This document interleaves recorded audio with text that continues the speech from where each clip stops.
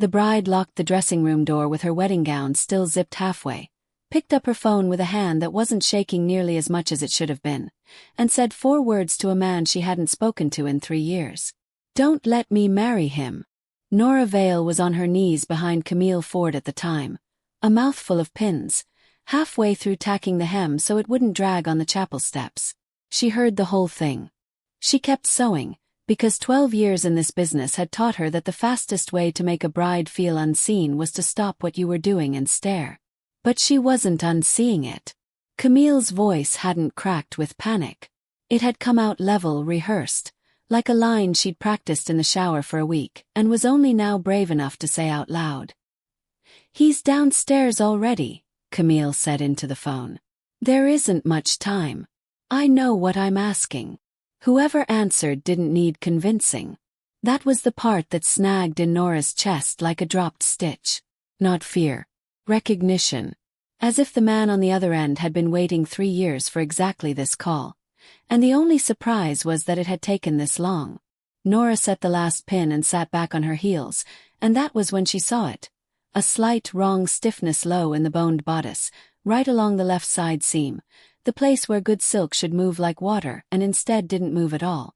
She'd felt it twice before during fittings and told herself it was extra boning. Her hands knew otherwise. Something was sewn inside that dress that had no business being there. Camille caught her looking. For one full second, the bride who had cried real, unrehearsed tears 3 weeks ago over a torn hem now looked at Nora with something closer to calculation, assessing whether the seamstress kneeling at her feet was a witness or an ally. "You heard that," Camille said. Not a question. Before Nora could answer, a fist hit the dressing room door. 2 knocks, then a voice, pleasant and practiced, the voice of a man used to being let in everywhere. "Camille, your father-in-law wants a photo before the processional starts." Camille's fingers closed around Nora's wrist, cold and sudden. "Whatever you find in this dress," she whispered, "you have to be the one who tells him. Not me. I won't get the chance." The door handle turned once, caught on the lock and turned again. 3 months earlier, Nora Vale's entire business fit inside 400 square feet above a dry cleaner's on the wrong side of Ashfield Avenue. 1 steam press, 2 dress forms, a sewing machine older than she was, and a reputation she'd built stitch by stitch since her mother's hands got too unsteady to hold a needle. Vale Alterations didn't have a storefront window worth photographing. It had something rarer. Brides who came back for their daughters' dresses 15 years later, because Nora Vale had never once let a client walk down an aisle in something that didn't fit her exactly, and never once lied about what she saw when a seam didn't sit right. That honesty was the only luxury she allowed herself. She couldn't afford much else. Rent was 6 weeks behind. Her mother's assisted living bill came due on the 2nd of every month whether or not clients paid on time, and lately they hadn't been. So when the Ford Castellano wedding coordinator called offering triple her usual rate to hand finish a gown for a very private, very important family, Nora said yes before she'd finished hearing the address. She met Camille Ford at the first fitting and liked her immediately. A woman in her late 20s who asked intelligent questions about French seams and then, unprompted, asked whether Nora had eaten lunch. Over 4 fittings, Camille told her, in careful pieces, about the father she'd lost 18 months earlier in a warehouse accident at the family's shipping company, and the fiancé who had stepped in to help run it afterward. Julian Castellano. Nora had seen his face in the business section often enough, the kind of face built for cameras, warm in every photograph, praised in every caption for steadying a grieving company. What Nora noticed and never said aloud was that every time she mentioned Camille's father's old financial records, just small talk, asking whether they'd need to match a family heirloom brooch to the dress, Camille's whole posture changed. A flinch quickly smoothed over. The reflex of someone who had learned that certain sentences were not safe to finish. There were good moments too, small ones, the kind Nora had learned mattered more than people expected in a job like hers. During the second fitting, Camille brought a battered thermos of her father's favorite coffee blend, because nobody makes it anymore and I didn't want to drink it alone, and the 2 of them sat on overturned fabric bolts sharing it while pins waited untouched in a cushion between them. It was such an ordinary half hour. 2 women talking about nothing, a father's coffee going lukewarm in paper cups, that Nora almost forgot, for those 30 minutes, that anything at all was wrong in Camille Ford's life. Nora noticed something else too in the third fitting. A rigidity low in the left side seam that hadn't been there in the second. She ran a finger along it and felt it give slightly, like paper folded thin enough to disappear inside silk. She told herself it was extra boning added by whoever had shipped the bolt of fabric. A family heirloom, Camille had said, cut from a length her father had specially ordered years ago before he died, for whenever I finally got married. Nora had thought that detail was sweet. She hadn't thought then, to wonder why a father would commission wedding fabric for a daughter with no fiancé in sight. She met Damien Reyes exactly once before the wedding day. Not in person, but through the wall of the fitting room, when Camille's phone rang and she stepped out to take it. Nora heard only Camille's half of it. "I'm fine, Damien, you don't have to check every week." And on the other end, faintly, a voice sharp enough to carry through a closed door, already giving orders to someone else in the room with him. Controlling. Restless. A man who solved problems by deciding for other people what needed to be done. Camille had explained him once, briefly. An old friend of her father's. The kind of family friend you only call when something's actually wrong, and then changed the subject before Nora could ask what that meant. Julian Castellano she saw in person twice. Both times smiling for someone, both times perfectly warm to Nora, both times somehow managing to make her feel, in the space of 90 seconds, entirely disposable. He complimented her stitching in a tone that made it sound like a favor he was doing her by noticing it at all, asked about her business only long enough to look generous, and never once, in 2 conversations, asked Camille a question that wasn't really a statement wearing a question mark. The newspapers called him a man who had steadied a grieving company. Nora, who spent her working life reading what people's bodies said instead of their mouths, noticed that Camille's shoulders dropped half an inch lower every time he entered a room. Nora's mother had taught her the trade in that same 400 square feet, back when the shop still had 2 working machines instead of 1, back before her hands started shaking too badly to guide fabric through a needle at speed. What she'd taught Nora wasn't just technique. It was a kind of listening, the idea that a dress could tell you things its owner wouldn't say out loud, if you paid close enough attention to where the fabric fought back against the body wearing it. Nora had built her whole business on that principle, and it had never once led her wrong. It hadn't led her wrong with Camille either. It had only taken her 3 fittings to learn that this bride laughed a half-second too late at her fiancé's jokes when he wasn't in the room to hear it, and never once when he was. By the 4th fitting, 3 weeks before the wedding, Camille asked her, quietly, alone in the room, no coordinator present, whether she could take the dress home for the final adjustment instead of finishing it at the venue. "I trust you," Camille said, and the way she said it landed heavier than the words should have. "I don't trust the people who'll be in that building." Nora said yes. She told herself it was only about the hem.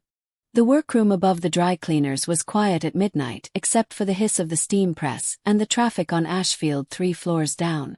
Nora had the dress laid flat across 2 folding tables, the skirts spread like a tide going out, and she was running her thumb along that stiff seam one more time before she called it finished. Didn't feel like boning. Boning had a gift to it, a spring. This had none. It had the flat, layered resistance of paper. She told herself to leave it. She had exactly 1 hour of work left and a 9 a.m. delivery deadline, and a landlord who'd already called twice this week. But her mother's voice was in her head, the one lesson repeated in 100 fittings over 30 years. You don't hand a woman a dress with something wrong in it and hope she doesn't notice on her wedding day. Nora picked out 4 inches of hand stitching with her seam ripper, slow and careful, so she could sew it shut again without a trace. The steam press hissed once and went quiet on its own timer, and in that sudden silence Nora could hear her own pulse. She worked the ripper another half-inch, careful not to snag the silk itself, and felt the stiffness inside the channel shift under her fingers.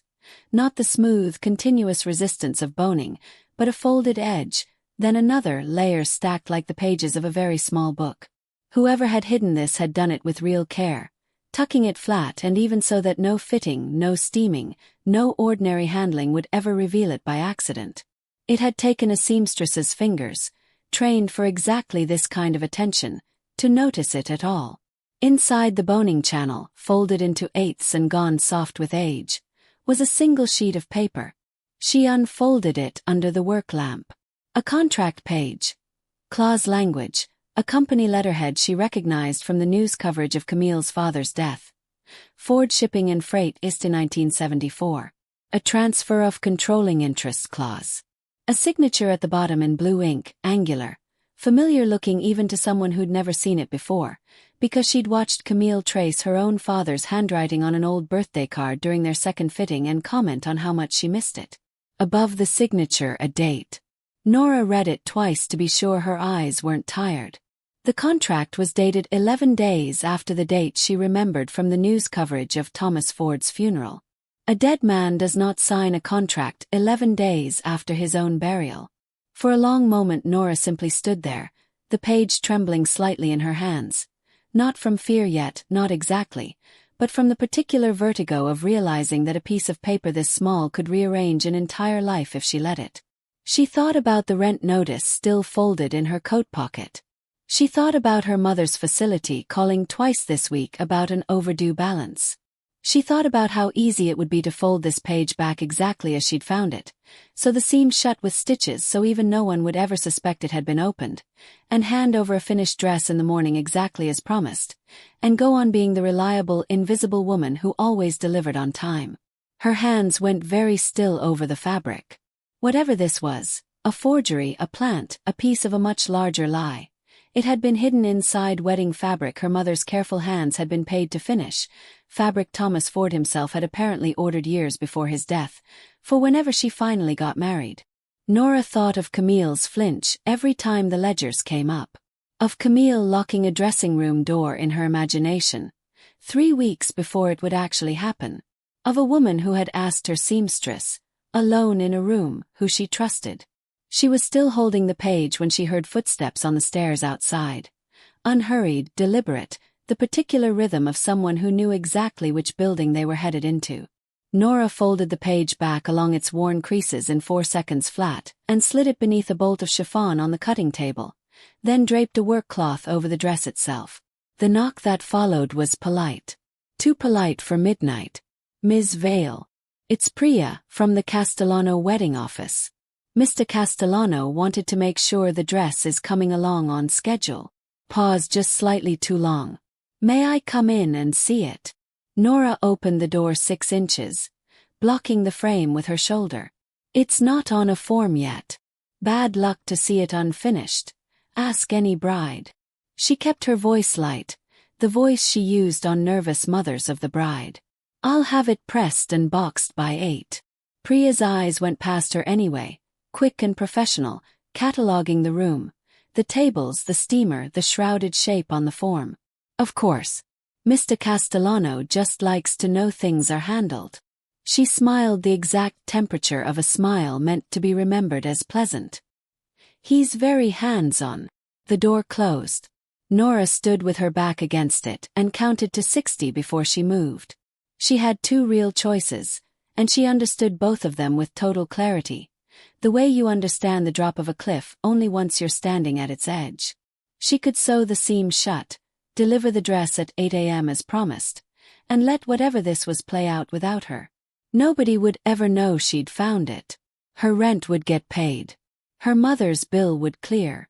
She would be, professionally, exactly as invisible as she had always been, and exactly as safe. Or she could believe what her own hands had just told her, and what Camille's eyes had told her 3 weeks running, and accept that the moment she'd unpicked that seam, she had already stopped being invisible. She thought about Camille asking, unprompted, whether Nora had eaten lunch. She thought about a father ordering wedding fabric for a daughter with no fiancé in sight, as if he already knew he might not live to see the day and wanted to leave something behind that would. Nora took out her phone and scrolled to a number Camille had given her at the second fitting, tucked in with a business card, said only, "In case you ever need to reach me and can't reach her." A name she hadn't thought about since. Damien Reyes. She typed for a long time before she sent anything, because once she pressed send there would be no folding this page back into the dark and pretending her hands had never found it. She sent it anyway. This is Nora Vale. I finish Camille's dress. I think her father didn't die by accident, and I think I'm holding the proof. He called back in 90 seconds, which told Nora more about him than anything Camille had ever said. A man who answered a stranger's message about a dead friend inside 2 minutes either already believed something was wrong, or had never stopped waiting for confirmation of it. "Read it to me," Damian Reyes said. No greeting. Voice low, controlled, the kind of controlled that comes from long practice rather than calm. She read him the page word for word twice. There was a silence on the line long enough that she checked to see if the call had dropped. "I'm coming to you," he said finally. "Don't leave that building. Don't call anyone else. Don't let that dress out of your sight. It's 11 at night. I'm aware of the hour, Ms. Vale." He arrived at 20 past midnight in a plain gray sedan with no driver, which surprised her. She'd expected an entourage, black SUVs, the theater she'd absorbed from a lifetime of crime dramas. Instead, she got a man in his 40s with gray at his temples and the tired, focused eyes of someone who had spent a great deal of his life cleaning up messes other people had made, standing alone on her landing at midnight because he trusted no one else to come with him. He didn't sit when she offered him the one good chair. He stood over the work table instead, hands braced flat against the wood, reading the page a third time as if repetition might change what it said. Nora watched him and understood in the space of that silence something Camille had never quite said out loud, that whatever Damian Reyes was to the rest of the world, to Thomas Ford he had simply been a friend, and friendship, in a life built on transactions, had apparently been rare enough to matter. He read the page under her work lamp without touching it, his jaw tightening in a way he clearly worked hard to control. "That's Thomas's hand," he said quietly. "I'd know it anywhere. He co-signed loans for half my early business before either of us had a legal way to do it." He set the page down with exaggerated care, as if it might still hurt someone. 11 days after the funeral. Someone forged it. Someone forged it after they killed him, Damian said, and the flatness in his voice was worse than shouting would have been. "I want Julian Castellano's whole operation shut down by morning." "No." He looked at her the way people look at furniture that has just spoken. "Excuse me. You'll shut down the wrong thing," Nora said, and she was surprised by how steady her own voice came out, given that her hands were still trembling slightly from the walk down the stairs. "You'll scare everyone who might actually testify. You'll turn a forged contract into a story about violent men settling a grudge, and the one person who can prove what really happened, Camille, gets buried under that story instead of protected by it." She folded her arms. "If you want this to actually stick, it needs proof strong enough that no one can call it a mob hit dressed up as justice. That starts with people, not muscle." Something in his expression shifted. Not agreement, not yet, but the particular pause of a man unused to being told no by someone with no leverage over him at all. "I don't like waiting while a man who may have killed my friend walks a wedding aisle." "I don't like it either," Nora said. "But I like it more than I like you getting Camille hurt because you moved too fast." He didn't answer that directly. He asked instead who else had known Thomas Ford's finances well enough to notice $2.3 million disappearing from a shipping company ledger, and Nora, who had spent 4 fittings listening carefully to everything Camille said and didn't say, remembered a name mentioned once, in passing, with an apology in it. "Ruben Alvarez," she said. "Camille's father's bookkeeper for almost 20 years. She told me he was let go right after her father died. Restructuring, the company called it. She said it like she didn't believe the word herself. They found Alvarez's address by morning. Damian had resources for that kind of thing that Nora chose not to ask questions about, and found, when they finally reached him 2 days later at a diner near his apartment, a tired 61-year-old man who went pale at the mention of Ford shipping and refused, at first, to say anything at all. He'd agreed to meet them only because Damian had used Thomas Ford's name on the phone, and even then he'd chosen a diner 3 towns over, arriving 15 minutes early to make sure they hadn't been followed. He was a small, careful man who wiped the same spot on the table twice while he talked, and Nora recognized in him the particular exhaustion of someone who had spent 2 years trying very hard not to think about something. "I have a pension," he said, staring at his coffee. "I have grandchildren. I signed papers agreeing not to discuss anything about my time there. If Mr. Castellano finds out I talked to you." He already suspects it, Damien said, more gently than Nora expected. That's why you were let go the same month the money vanished. Not restructuring. Cleanup. Alvarez's hand tightened on his cup, but he didn't leave. By then, other pressure had already started closing in from Julian's side, exactly as Nora had feared it would. Her landlord received an anonymous tip that she'd been seen removing valuable fabric from a client's property without authorization. Untrue, easily disproven, but enough to get her a formal warning letter and a demand for an inspection of her workroom within the week. 2 of her longest-standing clients cancelled fittings without explanation. It was the kind of pressure that left no fingerprints. No threats, no violence, just a woman's reputation quietly narrowed until she had less and less room to stand in. They're testing how loud you are, Damien said when she told him. If you go quiet, they'll assume you're scared into silence. If you go public too fast, they'll paint you as unstable or greedy or working an angle. Either way, you become the story instead of the evidence. Then what do I do? You keep finishing dresses, he said. And you let me find out who's telling Julian which floor you sleep on. That question sat between them for the rest of the week, unanswered, while the small campaign against her continued in its careful, deniable way. A former client posted a review online accusing her, without evidence, of overcharging for rush work. The property inspector who showed up citing the landlord's complaint spent 45 minutes photographing her workroom and found nothing, because there was nothing to find, and left anyway with the faint, unspoken suggestion that he'd be back. None of it would have alarmed her individually. Stacked together in a single week, it had the unmistakable shape of a message. We can make your life difficult from 100 directions at once, and you'll never be able to prove any single one of them came from us. Nora kept working through it because the alternative was letting the message succeed. Because that detail bothered her more than she'd said aloud. The landlord's tip had specified her workroom's address precisely, information Julian's side shouldn't have had reason to know unless someone with access to Camille's fitting schedule had passed it along. 2 nights later, from her window above the dry cleaners, Nora watched 2 men in dark coats stand across Ashfield Avenue for 11 minutes. Doing nothing, saying nothing, simply making sure she saw them standing there. Damien arrived within 20 minutes of her call, and this time he came with someone Nora hadn't met. A broad, quiet man named Marco Diaz, introduced simply as the man who's kept me alive for 15 years. Marco checked the street, checked the stairwell, checked the fire escape, and pronounced the building secure with the easy authority of someone who had done this exact routine 1,000 times before. He was courteous to Nora in a way that seemed genuine rather than performed, complimenting the dress form in the corner, asking after her mother when Damien mentioned her in passing. Nora watched him work and felt, for the first time since this began, something close to safety. She would think about that feeling often in the days that followed, and about how completely it had fooled her. It didn't last. 3 days later, Ed Whitfield, a forensic accountant Damien trusted from an old case, brought in quietly to verify the numbers, called with something that unraveled everything Nora thought she understood about who they were fighting. The missing funds route through 4 shell accounts before they land, Ed said, voice careful over speakerphone. I traced the routing information.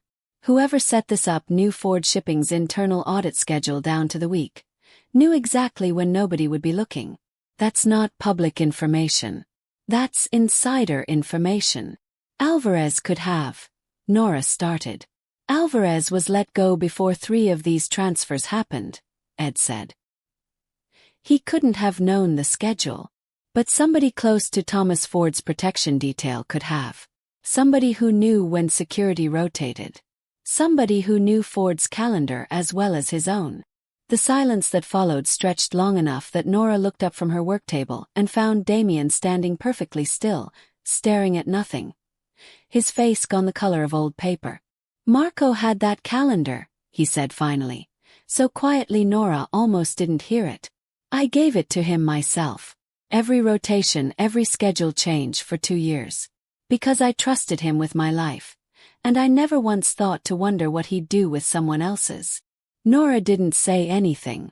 There wasn't a version of comfort that fit this moment, And she'd learned enough about grief in 12 years of fitting brides for funerals disguised as weddings to know that some silences shouldn't be filled too quickly. 15 years, Damien said. I built half my organization believing that man would rather die than betray me. And the whole time, Julian Castellano was paying him for information that got my friend killed. He sat down heavily, for the first time since she'd known him, looking less like a man in control of a room and more like someone recalculating every conversation he'd ever had. Marco was there the night Thomas died, he said, quieter now, almost to himself. He told me it looked like an accident. I never once thought to ask him how he knew that so quickly, or why he was the one who called it in instead of security. I trusted him the way you trust your own hands. It never occurred to me to check whether my own hands might be the thing hurting me. Nora didn't have an answer for that kind of grief, so she didn't try to manufacture one. She only said, "You're allowed to be furious and still make the right decision. Those aren't opposites." "You don't know that for certain yet," Nora said. "You know he had access. That's not the same as guilt. It's close enough that I want him dead by tonight." "No." She said it as firmly as she had the first night, and this time he didn't look at her like furniture speaking. He looked at her like a man who badly wanted to be talked out of something and resented needing to be. "If you kill Marco tonight, you lose the one person who can tell us exactly how deep this goes, and you hand Julian a story about violent revenge that will bury the real crime completely. You want justice. This isn't justice. This is just faster. You didn't grow up in this world," Damien said. "You don't know what loyalty is supposed to cost when someone breaks it." "I know exactly what it costs," Nora said, sharper than she meant to. "I've spent 3 days watching my business get quietly dismantled because I chose to tell the truth to a woman who trusted me. I know what loyalty costs. I'm asking you to pay it the hard way instead of the easy way." He didn't answer for a long moment. Then, unexpectedly, he held out his arm. His shirt cuff had torn at some point during the night's tension, a seam split clean along the forearm, and said in a voice trying very hard to sound casual and not quite managing it, "Can you fix this? I have a meeting in the morning. I can't show up to looking like I've been in a fight I lost." It was such a small human request, so entirely unlike the man who'd threatened to end someone's life 10 minutes earlier, that Nora almost laughed. She got her travel kit instead and sat him down at the work table. And for 11 quiet minutes neither of them spoke about Marco, or Julian, or Thomas Ford's ledger. Damien asked instead how she'd learned to sew, and she told him about her mother's unsteady hands, and he told her briefly about a father who'd wanted him to become an accountant and would have been horrified by almost everything he'd become instead. Except, he added quietly, the part where he still kept his word. "Why sewing?" he asked, watching her hands work. "Out of everything you could have done. My mother did it. Her mother did it before her. I used to think it was small, honestly. Fixing hems while other people did things that mattered." She snipped the thread close to the cuff and smoothed the seam flat. "I don't think that anymore. Turns out the small, careful work is sometimes the only thing that catches what everyone else missed." He looked at the mended cuff, then at her, for a moment longer than the conversation strictly required. "My father wanted me to keep books for a living," he said. "Clean columns. Numbers that added up to something honest at the end of the day. He would have hated almost everything I became instead." "Would he have hated this?" she asked. Choosing proof over revenge. Damien considered that longer than she expected. "No," he admitted. "I don't think he would have hated this part. I mean it," he said when she tied off the thread. "About paying this the hard way. I don't like it. But I hear you." Alvarez agreed 2 days later to give a formal statement to Ed Whitfield about the timeline of his dismissal, closing one question that had hung over all of them since the diner meeting. His firing was cleanup, exactly as Damien had guessed, time to remove the one person who might have noticed the funds moving. But it opened a larger one. The wedding was now less than 72 hours away, and they still needed a verified paper trail connecting the forged contract states directly to the missing $2.3 million. Proof solid enough to survive a courtroom, not just a conversation. Ed believed he could build that connection with 2 more days of access to Ford Shipping's banking records. 2 more days meant crossing directly into the window when Marco, if he suspected anything, would have every reason and every remaining loyalty to warn Julian first. If we bring in an outside auditor now, Ed said carefully on the call, and Marco finds out, Julian could move up the wedding, destroy records, or worse. Then we make sure Marco doesn't find out, Damien said, and something in his voice had gone colder and steadier than it had been all week. Not the fury from an hour earlier, but something closer to resolve. For the first time in 15 years, I'm not telling him anything at all. Ed Whitfield called on the second night with the confirmation they needed. The transfer schedule in the forged contract matches 4 withdrawals from Ford Shipping's operating account, dollar for dollar, down to the week, he said. $2.3 million. Exactly the gap Alvarez flagged before he was let go. This isn't circumstantial anymore. This is a paper trail a jury could follow with their eyes closed. For the first time in 5 days, Nora let herself feel something close to relief. It didn't last through the next phone call. Alvarez didn't answer his phone the next morning, or the one after. When Damien sent someone to check on him quietly, they found him at the same diner, hands wrapped so tightly around his coffee cup they'd gone white, refusing to make eye contact with anyone. Marco visited me, Alvarez said, when Nora finally sat across from him herself, having insisted, over Damien's objection, that she be the one to go. Not a threat exactly. Just a reminder that my pension isn't guaranteed by any contract that can't quietly disappear. He didn't need to say more than that. Nora sat across from him for a long time without saying anything at all, letting the diner's noise fill the silence the way she'd learned to let a client's own thoughts settle before pushing further. She ordered a slice of pie neither of them touched. She didn't argue with him or press him, or promise him protection she couldn't guarantee. She told him instead about his late wife, information Camille had mentioned once in an unrelated conversation about the company's old holiday parties, that she'd worked for years in a small tailoring shop not unlike Nora's own, that she'd been proud, fiercely proud, of the honest work she did with her hands. She used to tell me the same thing my mother told me, Nora said, that a person who does careful, honest work with their hands owes something to the truth, even when it's inconvenient. Especially when it's inconvenient. Otherwise the work doesn't mean anything. It's just decoration. Alvarez's eyes went glassy for a moment, and he looked away toward the diner window. She'd have hated that I stayed quiet this long, he admitted. I think about what she'd tell you to do, Nora said quietly. Not what's safest. What she'd be proud of. Alvarez was quiet for a long time. Then he asked Nora, of all people, whether she thought Thomas Ford's death had really been an accident, and when she told him honestly that she didn't know but that she believed it deserved to be looked at properly, he nodded once, and agreed to give his statement to Ed Whitfield after all, on the condition that Damien's people, not Damien himself, handled his safety from that point on. It was, Nora realized only afterward, the first time in this entire ordeal that Damien had been asked to step back from a room and had actually done it. Not because she demanded it in anger, the way she had over Marco, but because she'd simply asked, plainly, and he'd trusted her judgment enough not to argue. You could have insisted on being there, she told him that night, half a question. You told me it would go better if I wasn't, Damien said. I've spent 15 years assuming I know better than everyone in every room I walk into. I'd like to think I'm capable of learning something new before I turn 50. Cost him more than he let on. She watched him pace the length of her small workroom 3 separate times that evening, phone in hand, clearly resisting the urge to call someone and check. When he finally sat down, he asked her, almost sheepishly, whether Alvarez had actually agreed, and Nora realized that for a man who'd spent his whole adult life being the one who found things out first, simply waiting for someone else to bring him an answer was its own quiet act of trust. He agreed, she told him, because I asked him what his wife would want, not what was safest. Sometimes that's the only question that actually moves someone. I'll remember that, Damien said, and something in the way he said it made her think he meant it well beyond this particular week. By Friday morning, with the wedding 30 hours away, they had everything.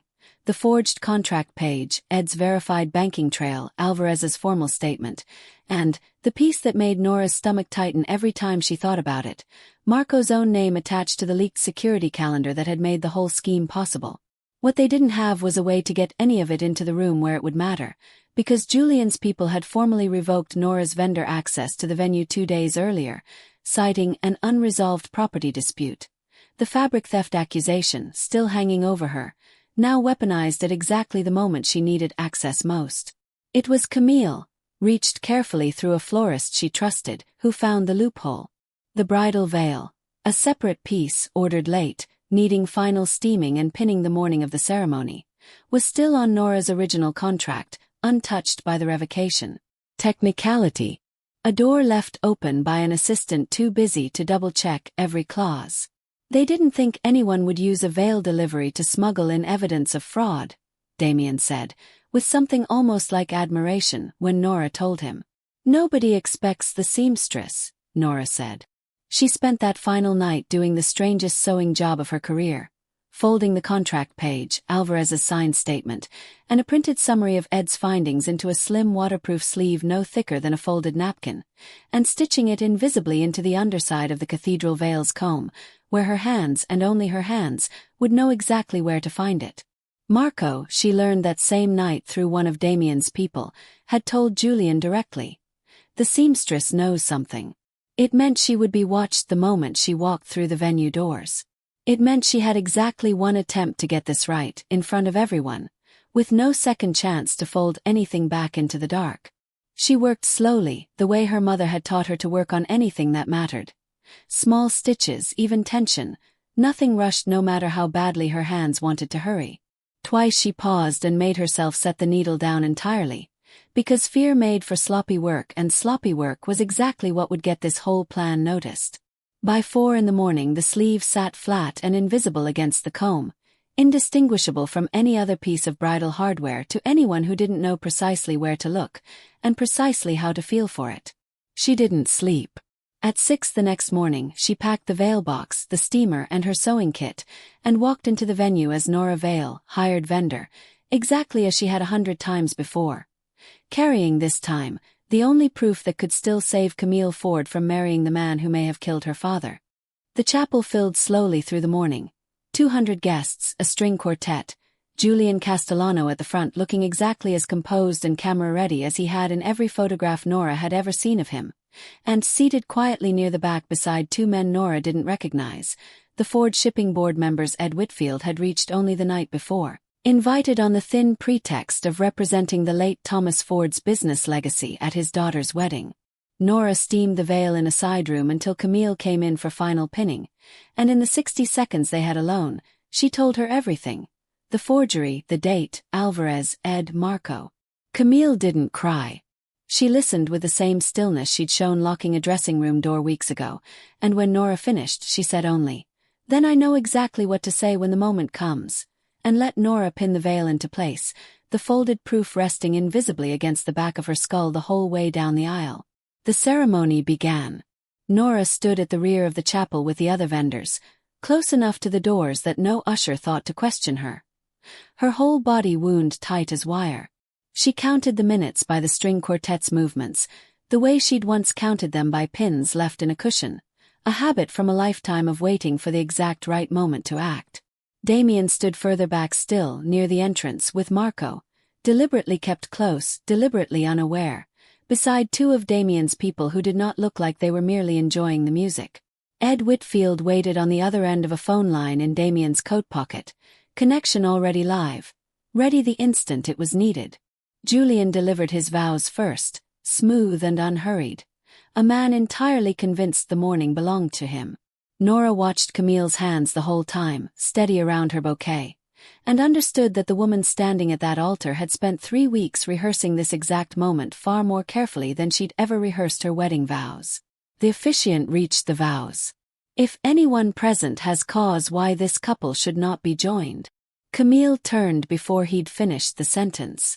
She looked past Julian, past the altar, straight down the aisle to Nora, and said in a voice that reached every corner of the chapel because she made absolutely certain it would, "Don't let me marry him."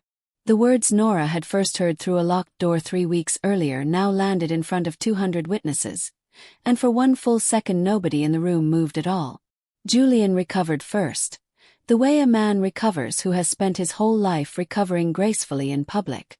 "Camille, sweetheart, you're overwhelmed," he started, reaching for her hand. "I'm not overwhelmed," Camille said, pulling her hand back. "I'm done being quiet."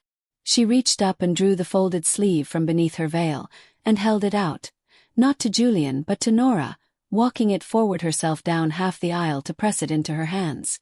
"Show them." Nora's voice shook for exactly one sentence before it steadied. 18 months ago, Thomas Ford died in what was called an accident, she said, unfolding the contract page for the room to see.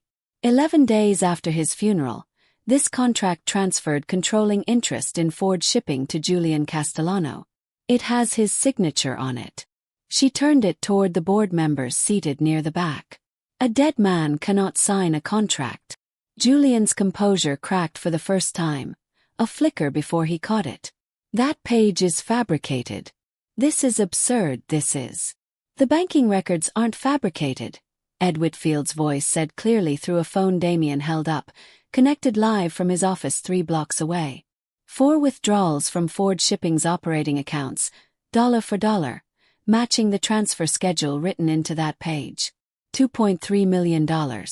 I can send the full audit to every board member in this room in under a minute. A ripple went through the guests now, whispered names passing row to row, phones quietly lowered instead of raised. One of the Ford Shipping board members had already stood, his chair scraping loud against the marble floor. "And Ruben Alvarez," Nora said, "your bookkeeper for 20 years, was pushed out the same month those funds started moving, because he was the one person who would have noticed." She gestured toward the back of the chapel, where Alvarez himself, brought quietly by one of Damien's people that morning, rose from his seat to be seen. "He's here. He'll say all of it again under oath whenever you need him to." Alvarez didn't speak. He didn't need to. His presence alone, willing to be seen after 2 years of careful silence, said everything the room needed to understand. Julian tried once more, his voice climbing toward the practiced warmth he used for cameras. "This woman is a seamstress. She has no standing to make accusations like this, no legal." "I have a signature and a date that don't match a calendar," Nora said, steady now, no longer shaking at all. "That's not an accusation. That's arithmetic." It was Marco's name, not Julian's forgery, that finally broke the room's composure entirely. Damien stepped forward, not toward Julian, but toward the man who had stood beside him the entire ceremony, believing himself still trusted. 15 years, Damien said, quiet enough that only the front rows heard it clearly, which somehow made it land harder than shouting would have. "You gave him the security calendar. You gave him everything he needed to know exactly when no one was watching. He didn't raise a hand. He didn't need to. You're done. Not just with me. With all of it." Marco said nothing. There was nothing left to say that wouldn't confirm every word already spoken. The 2 Ford Shipping board members were already on their feet, one of them already dialing a number, the other addressing the stunned officiant directly. "This wedding needs to stop. Immediately. We'll need every document you have, Mr. Whitfield, sent to the board's counsel within the hour." Julian tried one last approach, turning to the guests directly, his voice dropping into the warm, confiding register he'd always used for cameras. "This is a coordinated attack on my character, on the day I was supposed to marry the woman I love. Ask yourselves who benefits from destroying this family's business on its worst day imaginable." "I benefit," Camille said before anyone else could answer for her. "Because it's my family's business, and my father's name on a page he never actually signed." The board member still standing addressed the room now instead of Julian directly. "The board will be reviewing every document tied to this transfer starting this afternoon. Mr. Castellano's operational authority over Ford Shipping is suspended, effective immediately, pending full investigation." He turned to the officiant. "I apologize for the interruption. This wedding will not be proceeding today." Julian looked for one final moment at the room full of guests who had spent the morning watching him play the grieving steady air, and understood visibly that the story had already changed beneath him and would keep changing without his permission from this point forward. Security, quietly summoned by Damien's people the moment Camille had spoken, escorted him from the chapel not with violence, but with the flat, procedural calm of men simply doing an unpleasant job. He didn't fight it. There was nothing left in the room willing to believe him if he had. Camille stood at the altar in her gown, veil in her hands instead of on her head, and looked at Nora across the wreckage of a wedding that had never truly belonged to her at all. "Thank you," she said, "for finishing the dress properly." 6 weeks later, Nora sat in the reopened boardroom of Ford Shipping and Freight, an invitation she hadn't expected, extended by Camille personally, while the company's new leadership announced an independent whistleblower channel, one that would let any employee report financial irregularities directly to an outside auditor, no internal approval required. Ruben Alvarez sat in the front row as a guest of honor. His pension fully restored with back pay, a formal public thank you read into the company record for information that, the statement noted carefully, no one should ever have had to risk their livelihood to provide. Julian Castellano's assets were frozen within a week of the wedding, pending a fraud investigation that would take the better part of a year to resolve. The engagement was over before the guests had finished driving home. He faced restitution, criminal charges, and the particular lasting ruin of a public name built entirely on being trusted. Once that trust was gone, nobody broke his kneecaps. Nobody needed to. The truth, laid out in daylight with dates that didn't match a calendar, did more damage than violence ever could have. Marco Diaz was gone from Damien's organization within the same week. Not killed, not disappeared, simply and permanently exiled, stripped of every protection and every relationship 15 years had built. Damien told Nora once, months later, that it was the harder punishment of the two available to him, and the one he was slowly coming to believe had actually been justice rather than mercy. Nora's atelier survived. More than survived. Within a month, 3 new clients had found her specifically because of a story that had, despite everyone's best efforts at discretion, made its way around enough dinner tables to become its own kind of quiet fame. The seamstress who found the truth sewn into a wedding dress and told it anyway.